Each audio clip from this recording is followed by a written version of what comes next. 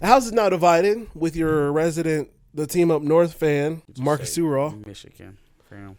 Don't act like them losers online. Don't do that. Just say it. I mean, but you guys are Michigan.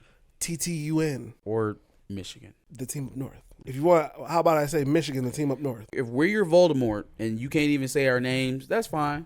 I'm cool with that. I'm comfortable with it. But then we would be because people feared Voldemort. But they were so afraid of him that you couldn't even say their name. But we would be Harry Potter and we would come out on top. Well, I killed your parents. Pretty big deal. But we won the battle. We won the war. That story's not done. Anyways.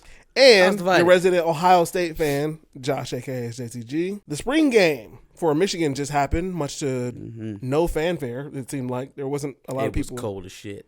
I figured it was something. If it was cold here, I knew it was cold up there. I figured it was something. But it's just funny to see pictures of the stands and there's like nobody there. Yeah, no, we good. You know. So you had actually asked 5 questions on our last video, basically asking what you wanted to see, questions that you were looking for in that spring game. So I'm actually going to bring those up and we'll see if they actually answer some of those questions for you. Sure. So the first one would be, who's the third running back? Ooh, okay. Yeah, this one was pretty interesting. It looks like we got a little battle going on here between Khalil Mullins, Leon Franklin, who fumbled, so he's going to be in the back. And then true freshman Benjamin Hall. With all the running back injuries here at spring, Corum, Edwards, Cabana, all missing. CJ Stokes I didn't see. Yeah, Cabana didn't play. And I didn't see CJ Stokes at all. They went to like walk-ons at running back. Some dude named Hughes was out there. So I'll say you didn't mention any of those names besides Benjamin Hall. Yeah. So I mean, Tavier Dunlap played, Leon Franklin played, Khalil Mullins, the converted linebacker, guy with the jump pass, he played. Benjamin Hall, who probably looked the best out of all of them. Benjamin Hall might end up being that third spell back. I mean, you can end up using Cole Cabana as a receiver, so you can kind of get them both on the field in different spots, but it could be Benjamin Hall. I mean, he was the most impressive running back yesterday. I can say that. What are the cornerback rotations looking like? As expected, Jaden McBurrows looks like the best DB, I think. Followed by, I would say, it's a tie between Cody Jones and Miles Pollard. Miles Pollard got an interception. Mikey, we know what we're going to get from Mike Sanders still as much as we know what we're going to get from Will Johnson. So I'm not really too worried about that. But Cody Jones playing in the nickel and at quarter looked great at both of those. Miles Pollard obviously looked great. Got an interception off of Davis Warren. I'm not too worried about Amarion Walker. He got baked. He looked like a guy who just started playing corner a couple of weeks ago. It's possible he was just doing too much dancing and singing instead of actually.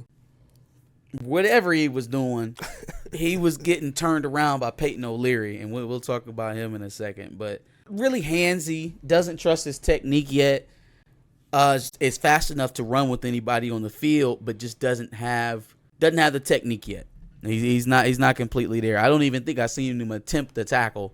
So, I was going to say, from the discussion we had last week, it seemed like the biggest thing that you were really concerned about for Amarion Walker was tackling. Yeah. But everything else seemed like it was a go. I mean, it seems like it's going to take him some time. And to put it into perspective, early on in the season, Will Johnson was getting cooked.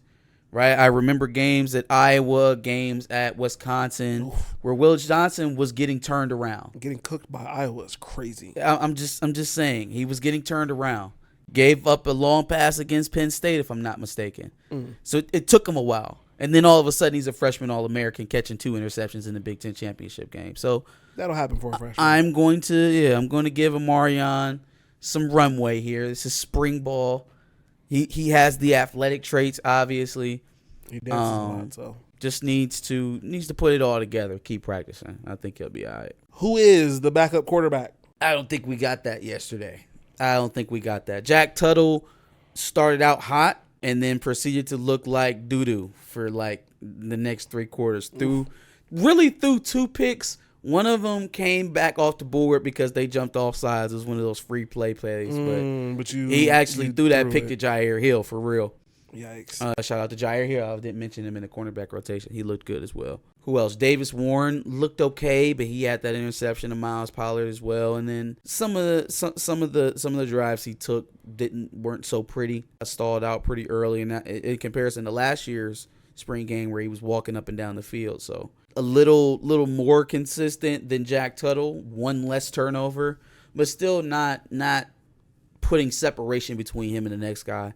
Alex Orji had the most upside to me out of any of the backup quarterbacks. When he ran, he was physical. He was going through guys. Didn't run as often as Jack Tuttle. I felt like Jack was, he was obviously picking up yards, but he was getting out of there kind of early. He wasn't really waiting for his third read or to check down. He was 1-2, get out of there. He was getting out of there pretty quick. But Alex Orji, man, had a couple throws in there that I felt like were better than the other two guys. Obviously, he's a better athlete than both. I mean, it looks like he's playing behind Warren and Tuttle at the moment. I wouldn't be surprised if we get in the fall and Alex Orji's made a push to the two because, okay, cool. If I'm taking Jack Tuttle for his athletic ability and willingness to run, why wouldn't I play Alex Orji? Alex Orji's a better athlete than. It shouldn't be any reason. My problem with Tuttle is that he didn't show himself as a plus in the passing game. And that's concerning for an older guy. Yeah. Right? Like, I'm expecting you, cool, your willingness to run, you'll pick up the easy yards and keep the offense going. That sounds great. But you're turnover prone and you're not a plus passer. So why would I put you in over either Warren or Orji? Right? So I'm not sold on Jack Tuttle being the backup at the moment. I think people think of him the way that they thought about Alec Bowman.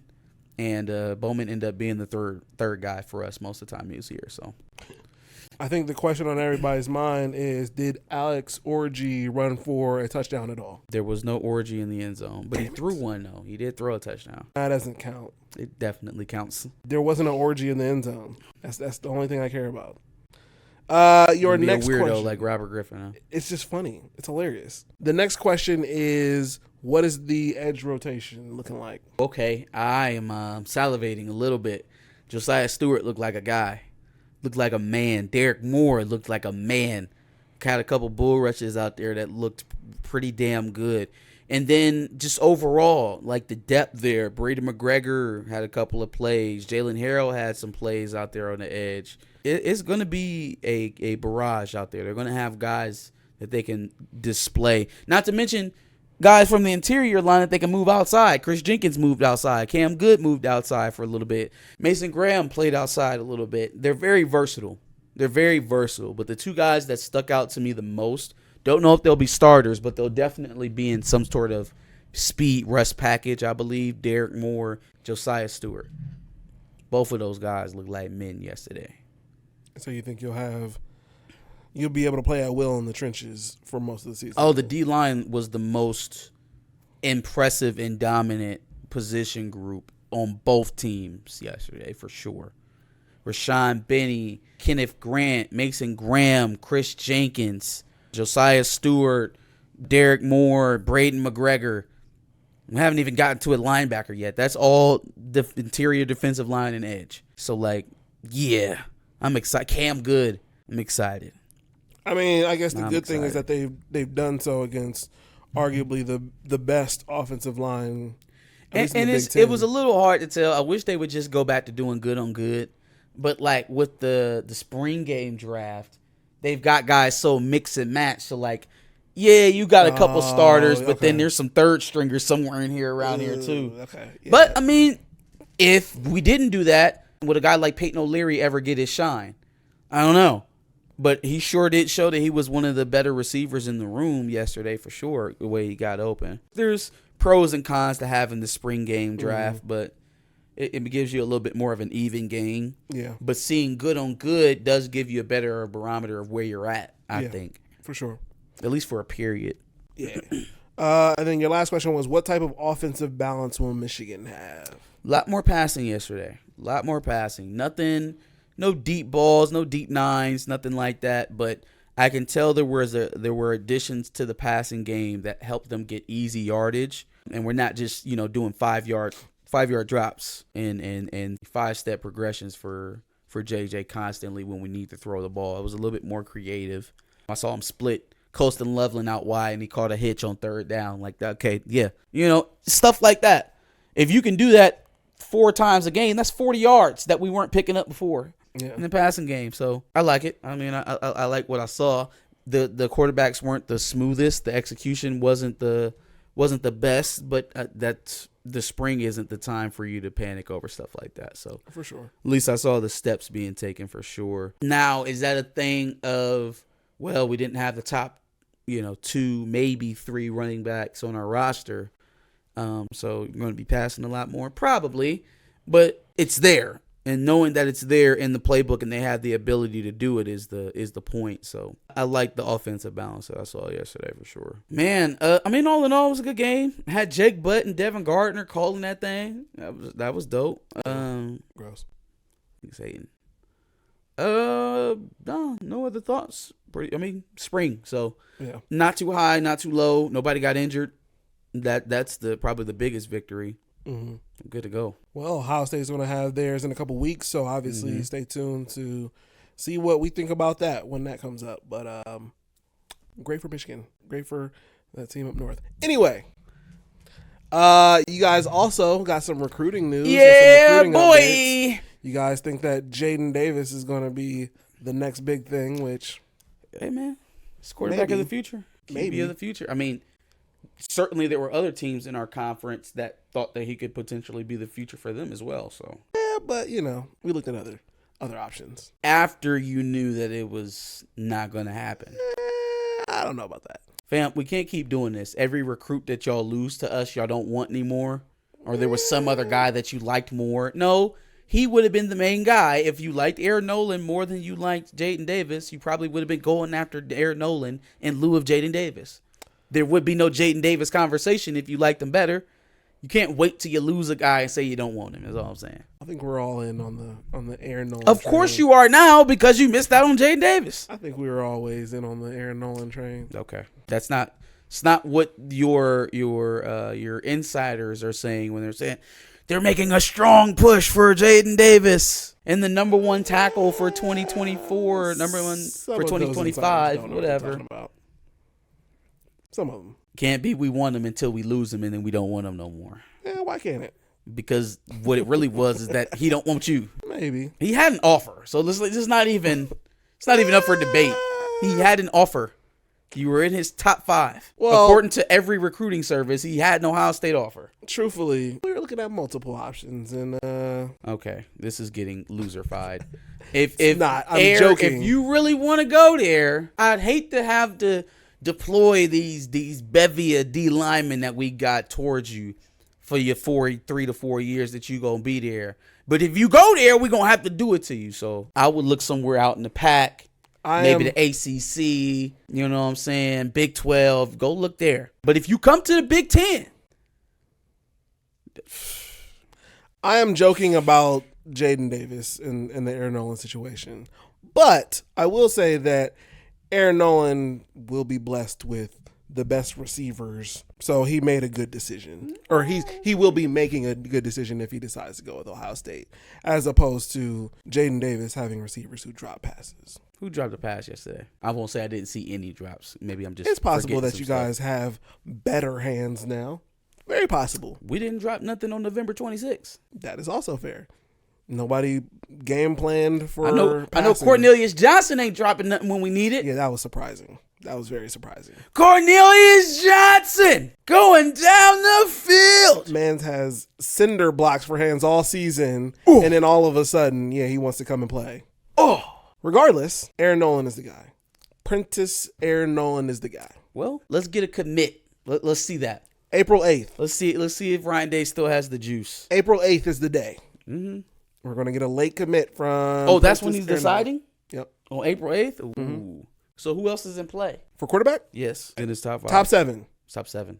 Alabama, Clemson, Arkansas, Miami, Ohio State, Texas A&M, Oregon. I would say... Well, if he's a bag boy, Texas A&M and Oregon can make a strong push. Oregon is definitely going to try to make a push. I'm not worried as much about Texas A&M because especially they just lost Dante Moore, so they need a next guy. They need a... Oregon? Yeah. Really? He went to UCLA, decommitted from Oregon. Oh, I did did see that. I did see that. Yep. So, yeah. So then I would say I'm most afraid of Alabama, Oregon, not so much Texas A&M. Just because he's going to chase the bag, and then be upset. If he's a bag boy. And transfer. I mean, he might do that anyway. Yeah. He might do that anyway, no matter where he goes. Damn, he announced a top 7 right before he announces his decision? Yep. Okay. Top 7, April 8th, 8:30. Maybe cut that down to 5? So. Nope. Okay. Top 7, because he wanted to include Ohio State and probably Texas A&M, because I think he visited them right before or right after. But he most recently visited us and got close the deal, or if you don't tell me that you didn't want him, because we just verified it here on the show that you want him. We got Lincoln. So if he does not, if he doesn't commit, I don't want to hear, we didn't want him. He wasn't an Ohio State guy. We got Lincoln Kingholz. We'll be all right. Okay. All right. Hop off the train now. I'm kidding. Was there anything else? Jaden Davis and Aaron Nolan? I think that was it. We'll be back here to do a breakdown of Ohio State spring game, when they play. Yeah. And give us your thoughts. Let us know when your team's got a spring game going on. Maybe we can do something in the meantime. Like, share, and subscribe. Come back next week for another House Divided episode. We will not be doing a spring game reaction for Nebraska. Well, maybe not Nebraska. Or Michigan State. Or Penn State. We're definitely not doing Penn State. For Penn State. I'm interested. I'm interested to see what Penn State got. For sure. No, we'll see. Wisconsin is interesting. Wisconsin is interesting. I mean, Nebraska, depending on who they get. What if they get Fuck Raiola? Nebraska. What if they get Raiola? Well, he's not going to play this year. Oh, you're right. He's a 2024. Yeah. So, okay.